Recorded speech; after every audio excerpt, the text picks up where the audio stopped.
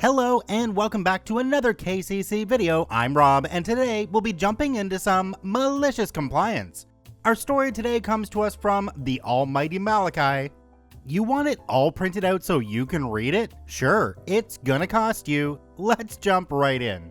The first real job I had when I left college was for an aerospace company that is fairly well known for its commercial airplanes. I managed to learn fast and then streamline a lot of the processes that were holdovers from what most of my coworkers called the lazy bee down the road. One of those processes that saved an enormous amount of money was the move away from print copies to PDF review. The company went through reams upon reams of 8.5 by 11 and 11 by 17 paper every day, and we had the laser printer and copier guys out every week. Just implementing my process, I saved the company around $5,000 in the first month alone, and more every month after that as more of the engineering review and documenting process moved to PDF. About 2 years into this, my boss's boss hired a guy out of Kansas who epitomized the term fake laconic. He had bounced from shop to shop and came to us because his friend had become a manager at our company. This friend being one of the few engineering leads who refused to implement the new secured PDF review system. By this time, I'd already gotten several salary promotions and was over a team of 5 other people managing their work and submitting it to my boss, who spent less time having me do the work that I was originally hired to do and more time looking at how to automate a lot of our processes. One of those being teaching everyone to hit F7 and spend 5 minutes with a spell checker, and then setting up a script that did the same thing with every document submitted so that we didn't have to pay the FAA guys to reject our stuff based on stupid punctuation and spelling mistakes. Technically speaking, Kansas Boy was going to be an editor, which meant I needed to work with him in the submission process and get his input on the best way to integrate eyes-on review for specialty lines of business into our system. This did not go well. The first meeting I had with him, it took him over a minute to finish a sentence that, when I counted, was less than 50 words total, not including redundant words and well and other fake drawls. The second meeting had him saying to me, "Man, you gots to slow down, you work yourself right out of a job." When decades later I played Red Dead Redemption 2 for the first time, I nearly quit playing the first time I heard Arthur Morgan open his mouth. If Arthur Morgan took 50 seconds to say 20 words, that was exactly how Kansas Boy spoke. Irritating was not the half of it. It did not help my perception of his being stuck in the 80s that he wore his hair in a modified mullet and wore a mustache and made sexist comments multiple times about our boss, who was a single mom with 3 kids with an actual Texas accent. Things eventually came to a head between us when he was given just enough approval power to demand that he receive print copies of the documents before he would review them. At that point, he had bogged the review process down so much that he had bottlenecked 4 projects, with the intention of taking people away from my team to train properly as editors. He would work extra hours and then take work home, which as far as I could tell meant he would take it home and leave it on his table while he watched the football game. Since he was on an hourly wage, it also meant anything we had to have him review blew up in project hours by double the estimate. And because you had to be signed into the system to review work on my PDF system, and it tracked connection and access time, as well as when a modification was made to the document, he really didn't like using it. As for me, I was salaried and perfectly happy that way, but I ran up against this butt clown taking hours and days to review things that could have been done in minutes if he just learned how to press 3 buttons, and he would refuse to do it. Eventually, I went to the director of engineering and explained what was happening, which resulted in a conversation with this guy's friend, who then went out of his way to insist that the PDF review process wasn't secure. It was. That it was inefficient, it wasn't, and that the best way to do things was the way Kansas Boy liked to do them. Months went by and the project bogged, mostly because of Kansas Boy's review process. Finally, it was down to the last week of submission, and my team had done everything they needed to do per our submission process. The director called me in on Monday and said because this engineering lead was connected to the new project, he had the final say over how the documentation and instructions for install were going to be handled, and that my teams and I should support their team to the best of my ability.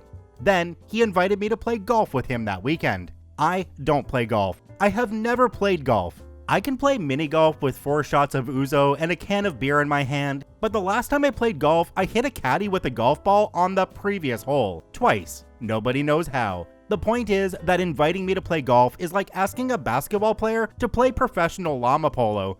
You don't do it unless there's another reason that doesn't involve watching very tall men avoid getting bitten by irritated camelids and laughing. Then I got a memo written on actual paper in the time of emails from Kansas Boy about a meeting to discuss the submission issues. By lunch, I had had 4 hours of meetings with Kansas and his lead, referred to by most of the people in the company as douchey, a reference both to his being a French-Canadian citizen and, well, a douche, who were laying out very smugly their requirements for how they were submitting all their documents. Having been given carte blanche to run the project to completion, they sat there and dictated exactly how it all was going to go down. All of their documents were due by Friday afternoon. Over 700,000 pages of reports, assessments, drawings, installation manuals, etc. for personal review of every page by Kansas Boy and his paid intern, who was the only person that hadn't quit after being transferred to his team. It was impressed upon me that this project was under the eye of the president of the company itself, and they insisted they all be printed out completely in paper. These arrogant schmucks were all but picking nuts out of their crap-eating grins at the end of the meeting. I should mention at this point that there were so few printers used in the company that the massive copier and printer in the file archive was the only one really capable of handling the load. Everything else was the standard small office laser printer setup with less than 3 reams of paper usable. To wit, the amount of printing they wanted to do would take about the full capacity of the whole company's printing capacity, unless we hired an external contractor to do it, which couldn't happen in the short turnaround time they had. And since my purview at that point had included the production of documentation, it technically fell into my lap to make it happen. They also told me that if I managed to complete by Friday, the company would get a bonus from our client, which was incredibly important as this was a client we wanted to impress to get more business from in the future. And not coincidentally, our company's profit-sharing incentives would reward the people who made that happen at the end of the year, meaning that the 2 of them would get bonuses for being the face of this particular project, while everyone who actually made it happen would get a $5 Starbucks gift card. Yeah. Tuesday, I had pulled all 10 of my team members off their projects and retasked them to printing everything. We commandeered every single printer in the building, including the president's personal laser printer and the photocopier his secretary used. I had them working overtime 4 hours a night with pizza and beer and stacks of toner, reams of paper, and repurposed the biggest conference rooms with laptops and printers, and parked myself in the file archives with the big beast to run the majority of the work. At the end of the week, we had more angry complaints. Hey man, this is the project Kansas Boy and Douchey tasked us to do. If you need to have a conversation, I suggest you take it up with them, ranging from the conference room being occupied by our operation to lack of printing supplies, staples, and overloaded print queues for almost everything. At one point, the FAA guy who was in charge of the project stepped in and demanded to know when he could print out his files, which were needed to actually submit all of this crap. We made it happen on Thursday night with 3 hours to spare before the deadline of Friday morning, Greenwich Standard Time. This is PST. We delivered the whole thing to Kansas Boy's 6-foot by 6-foot cubicle, all 700,000 pages of it, in boxes and boxes of paper, stacked precisely in his cube so as to prevent any blocking of the emergency egress as per our ISO 9000 and safety protocols. And we provided an electronic copy of everything we would submit normally to the FAA guy, whose responsibility it was to review everything before submission. But more to the point, to review anything that deviated from the normal submission package that was either a client request or a new submission methodology. Anything new or modified, he only wanted to have print copies of the changed pages. I want to be clear, while we did block Kansas Boy's desk almost completely, this was not the malicious part. When I came into the job, one of the new hires in my orientation class had a tradition of taking a tiny vector line art drawing figure of his alma mater's mascot and adding it to every single file. It was never significant enough to be seen even on a full plot of an engineering drawing, but that was his running joke for every single drawing he worked on. The engineering state university that was the rival to his school also had a few engineers that worked at our company, and they began putting their mascot in vector line art into their drawings. Then, someone who had a different sense of humor made one from a popular animated cartoon of the 1980s that, at a certain size, looked absolutely nothing like a robot that turned into a jet plane and more like a very small standard metric butt, and made it available in the library of standard parts as a do not use this model part for a drawing template. None of these things are kosher to include on an official engineering specification, even in a drawing form, even if the plotter at maximum size cannot determine if it is a school mascot or a maple leaf or a goofy robot toy from the 1980s. The only reason that the company got away with it was because nobody was stupid enough to resize all of the CAD components to show exactly what every single part was supposed to look like. Once I realized what would happen if it ever came out or the models made it through to submission, I had the engineers who did this as a game go through their old drawings and take their little mascots out and ask them to pass it on to anyone who did the same. Being able to search the engineering database by part number meant I could also flag those drawings for editing and have the people responsible for them take them out. Unfortunately, nobody knew that someone, douchey, had included his own little vector art thing, which was a maple leaf with a naked woman spread-eagled, wielding a hockey stick in front of her crotch. It never made it into the primary database of templates because the engineering team and template review group I had set up for that purpose never received a copy of the template set from Douchey's group, because he refused to use the standard templates because they weren't up to his standard. Nor did we know that he had left it on every single one of the templates he demanded his team use, because he was still one of the holdouts who refused to use the system to check drawings in and out of the main database until he had approved them from his team. He did, however, check them into the database of approved drawings once they had been submitted to both the client and the FAA, meaning that the copies of the most recent files were on record. But as far as participating in the rest of it, nope. His excuse was that his team worked better that way.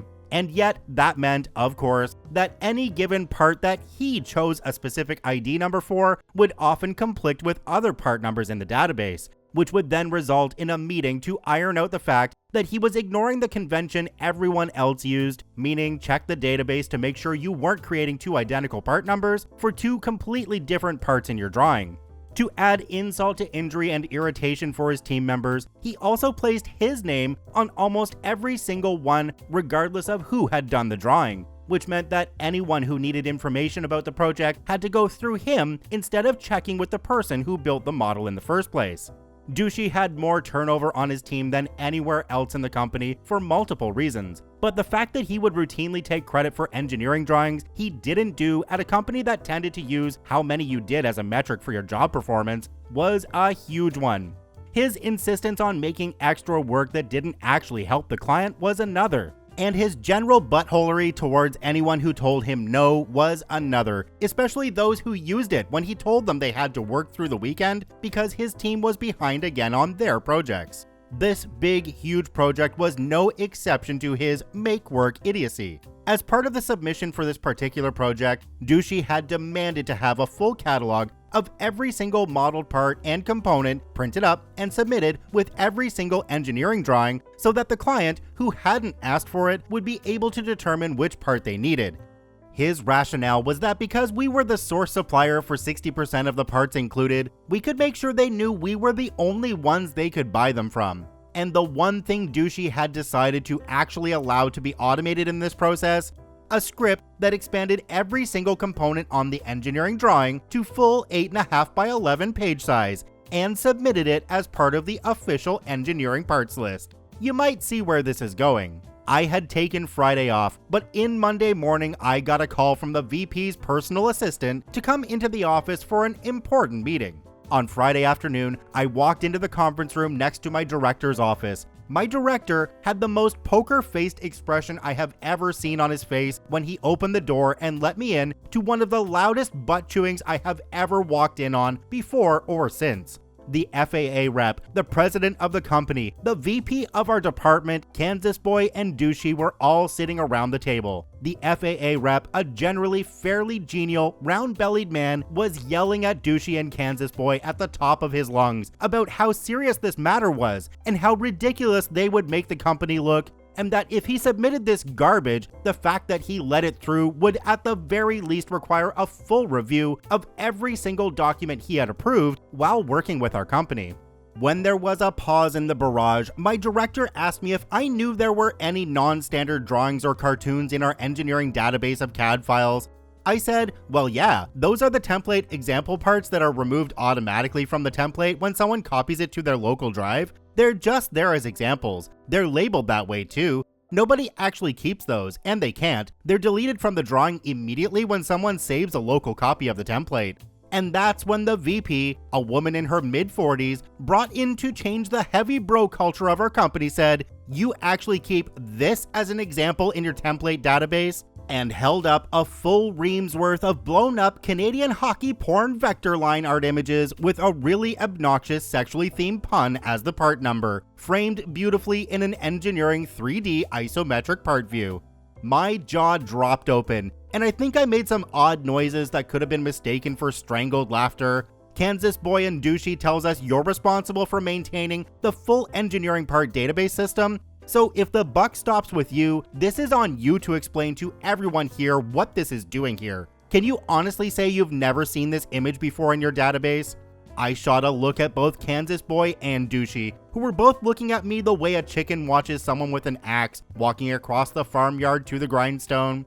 Because I had seen a full blown up copy of that image colored in with highlighter on Kansas Boy's desk and said, yeah, you should probably take that down. That's not appropriate for a workplace environment. Before getting a long, drawn-out, drawled explanation of where a stick was and why I should pull it out of my butt. He knew I knew where I'd seen it before, and while I didn't know where Kansas Boy had gotten it from, I could make an educated guess. And they both knew I had zero inclination to even pretend to take a hit for them. The bus was rolling downhill, and while I wasn't throwing them under it like they tried to throw me, I sure as crap wasn't going to push them out of the way. My jaw worked a few more times before I said, yes, I can honestly say it does not exist in the engineering database, now or ever. I can show you what does exist and the history of created part numbers. I know for certain that part number does not exist. Here, and pulled up the template database on my director's computer. We went through the full template database using every iteration of that particular part number until the VP was satisfied. Then she asked me, and you and your team never saw this while you were doing all the printing this week? I can't speak to anyone else, but if we had seen it, then we would have flagged it. We would have immediately brought it to the attention of the reviewer of the schematic, Kansas Boy, and the engineer whose name is on the drawing, Douchey, to have it removed immediately. We can run a search in the full engineering database to see where this part number shows up on all drawings, so long as we make sure to search for all hidden part numbers. Douchey said, oh no, that would take way too much time. We can't do that. We have to submit this by the end of day today. Kansas Boy, in one of the speediest possible sentences I'd had ever heard coming out of his mouth, said the exact same thing. The president, who had been glowering in the corner, said, this project is on hold until we determine exactly how compromised these engineering drawings are, and every single drawing that this part shows up on must be resubmitted and reviewed by at least 3 people, one of whom is going to be the lead engineer who signed off on every one of these, and at least one senior manager of engineering who isn't involved. We aren't this kind of company.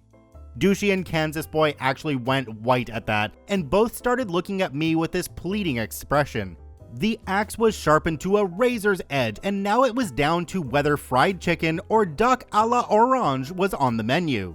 The president looked at me and said, run the search, I don't care how long it takes. I want a copy on VP's desk in print of every drawing with this part in our database, and one for everyone in this room, along with who created the drawing, who reviewed it, and who approved it. Now, I'm one of the only people in the company who had admin access to the engineering part database because I helped create it, and I set an automated rule that forced everyone who used it to change their password once a month to a new 16 or more character string with symbols and numbers. I knew for a fact nobody who had access to it was in the office except me. So did my director, who did have access but kept forgetting the code, and eventually told me to just take him off the list because, as he put it, I know just enough to be dangerous. I said, absolutely, it will probably take at least 6 hours. Did you want me to stay late to finish it? The director looked at me after checking with the VP and president and said, "No, you and your team already clocked over 80 hours each this week dealing with this deadline. Take the weekend and get it to us by Monday afternoon." Now, Kansas Boy and Douchey are looking like they need to get up, but they're being held back. So I grabbed a secured laptop from one of the IT guys that I used for maintaining the database, headed to the IT department's secure server room, plugged it in to run overnight, logged into my account, started the compilation, locked the screen with an authentication dongle, pulled it from the USB port, stuck it in my pocket, then headed home. About 10 minutes after I left, I began getting panicked phone calls from my work number on my mobile. Then I began getting email notifications. Since the director had my number and he would just call me from his mobile and would give it to the VP and president if they needed it, I knew it was Kansas Boy and Douchey. So I ignored it, because F them. The next day I went golfing with my director as part of a charity golf event he had been working on, and as it turned out, the president and his wife, who all agreed that my golfing was utterly terrible and laughably so. They kept me around for the rest of the evening for dinner and a charity auction, and got me drunk enough that they called me a cab and had a valet from the club drive my car home for me. Sunday I spent recuperating. Monday morning I went into the office, opened up the IT server room, and found the laptop I had left plugged in missing. After checking with the IT crew, they let me know that Kansas Boy had insisted on Saturday morning that he needed to get the laptop to provide a critical list to the president by the end of the day. By Saturday afternoon, he had browbeat the help desk guy making barely $15 an hour into letting him in to check on it, but after an hour said he was done and left. When I went by Douchey's desk on my way to the director's office, right after I found out about the laptop incident, he and Kansas Boy were talking at his desk. Kansas gave me a huge crap-eating smirk and then laughed. Douchey still looked worried, but less so. When I walked out of my director's 5 minutes closed-door session, my director said, "You know you didn't have to make print copies, and you didn't have to come in Saturday morning to do it. You could have just sent us a PDF file." "Yeah, but you know Kansas Boy and Douchey like their print copies," and I walked over to hand 2 thick wedges of printed database info to both Kansas and Douchey. Looking right at them, I said, "Besides, I was up early on Saturday anyway for the golf tournament, and I had to give President his laser printer back. Might as well make some last copies before it all goes back to normal." When I dropped off the list, I said, "Yeah, I gave everyone else their copies Saturday morning." On that list was every single engineering drawing from Douchey's team. Douchey had put his name on every single piece of paper his team had produced as either the originating engineer or the approving engineer. Kansas Boy was the reviewer of record. Over 40,000 engineering drawings, last and present, had their porno maple leaf part in them. From the project itself, there were nearly 150,000 pages of documentation referencing those drawings and using the line vector art from those files. By noon, both Douchey and Kansas Boy's desks were completely empty. Douchey had been fired and frog-marched from the building. Kansas Boy saw the writing on the wall and managed to submit his letter of resignation right before HR finished the paperwork. I left that company a few years later, and I'd like to say they never worked in aerospace again, but the reality is that both were working for a major airplane manufacturer within months of this story. And that's why I quit working aerospace. So I don't know about you guys, but I was wondering about the laptop and whether it was reported as stolen or if they had to pay for it.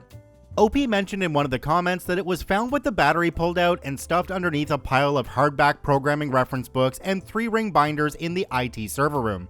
But OP, I'm finding this Reddit post really hard to read, so I'm gonna have to get you to print it out for me and then drop it on my desk. Thanks. Check out OP linked in the description down below. Thanks for watching. Have a great day. Bye-bye.